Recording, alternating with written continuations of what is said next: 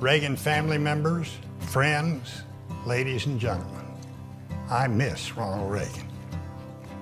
I miss that engaging smile that infected Americans with his generous nature and the optimistic belief that each of us can make the best of ourselves if we only dare to dream of a better future. What I remember most about Ronald Reagan is that he was a supremely beautiful human being in every respect.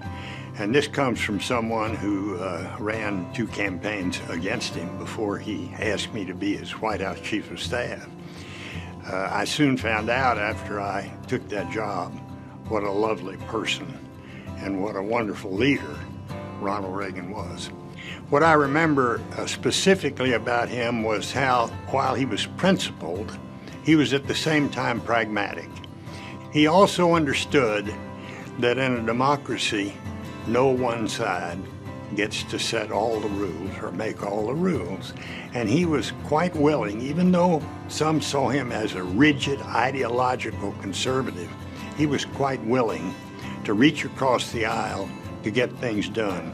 Witness what he did with Social Security to save the solvency of the Social Security system. But it's especially fitting that so many of us from so many different backgrounds, young and old, the working and the retired, Democrat and Republican, should come together for the signing of this landmark legislation. This bill demonstrates for all time our nation's ironclad commitment to Social Security. It assures the elderly that America will always keep the promises made in troubled times a half a century ago. It assures those who are still working that they too have a pact with the future. From this day forward, they have our pledge that they will get their fair share of benefits when they retire. I never will forget being in the Oval Office with President Reagan when I was his Chief of Staff for 4+ years. When we would be talking about a matter we had up on the Hill, we couldn't quite get enough votes for, that we needed to do something if we were going to pass it, or show them we were willing to walk away.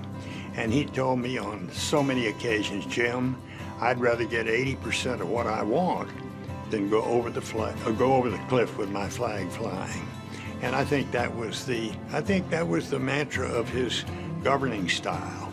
And that's why he was so extraordinarily successful and such a great and successful 2-term president. I can see him in my mind's eye today as if he were right here with us.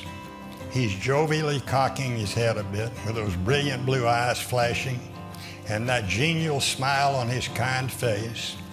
He'd tell us to keep our focus on building that shining city on a hill. He would remind us, like he did in the past when he said, there are no constraints on the human mind. There are no walls around the human spirit, no barriers to our progress except those that we erect ourselves. And he would encourage us to dream heroic dreams once again.